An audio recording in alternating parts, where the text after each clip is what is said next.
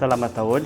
Androany ako hanolotra anareo zavatra anankiray ohatra ny karazana kilalao efa hitan'izay nijerijery sary tany amin'ny Facebook tany ihany Fidget Spinner avy amin'ny hoe spin amin'ny teny anglais zany hoe ahodikodina.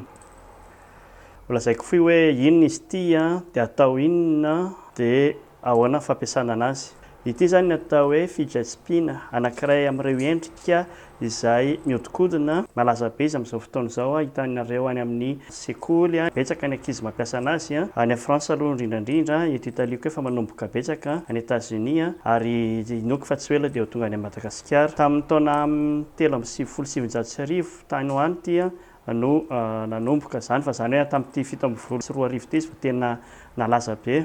Zany Catherine Hettinger zany no anisan'ny atomboahany chimiste izy. Ny antony nanaovany an'izy zany nahita izy hoe ankizy misetrasetra tany Israel tany Palestine le analany fony dia le mitoratoraka ireny dia misy koa ny ankizy izay rehefa variana tsy mahatombona amin'ny zavatra anankiray dia manomboka mihetsiketsika ny tongotra, manomboka mihetsiketsika ny tanana, izany hoe le ankizy voan'ny autisme ireny, le ankizy tsy mitombona amina zavatra anankiray ireny dia nahita hevitra zany izy dia anisan'izany ity hevitra anankiray ity izay ahafahan'ny ankizy ireny zany mameno tenany, mameno tanany, mame ny fihetsehana ao anatiny. Zay zany tena nilavana anazy ity dia amin'izao fotoana izao izy lasa betsaka mampiasa anazy ny ankizy hatramin'ny lehibe koa amin'ny lasa atao karazana anti-stress zany hoe rehefa le miady be ny saina dia mitazona anazy ity mampiodikodina anazy. Zay zany nampiasaina anazy ihany koa amin'izao fotoana izao fa tany am-boalohany zany dia natao indrindrandrindra ho an'ny ankizy tsy mahatombona izy ity. Any am-pianarana sasany amin'izao efa tsy azo ampiasaina intsony indray satria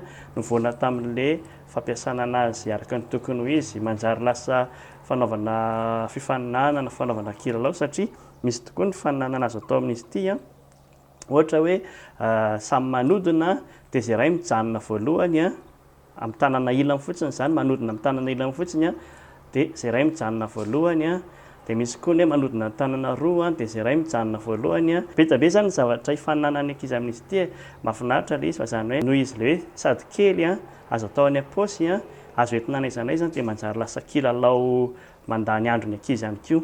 Dia fomba azo ilalaovana anazy zany araka ny teneniko teo azo ahodina amin'ny tanana anankiroa ohatran'izao izy azo tazomina ohatran'izao mihodina io fa zany hoe amin'ny écran izy ohatrany tsy dia hita hoe mihodina. Misy fomba fanodinana azy ihany koa sasany manotazona anazy ohatran'izao dia manodina anazy ohatran'izao zay no tena fanaovan'ny olona anazy matetika ahodina ohatran'izao fa zako manaviviby anazy zay fa naka zany tazomiko amin'ity dia ahodiko amin'ny fanono. Dia anisan'ny fomba filalaovana azy koa apetraka amin'ny tany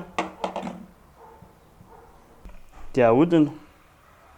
Fomba anankiray azo ampiasaina koa iny.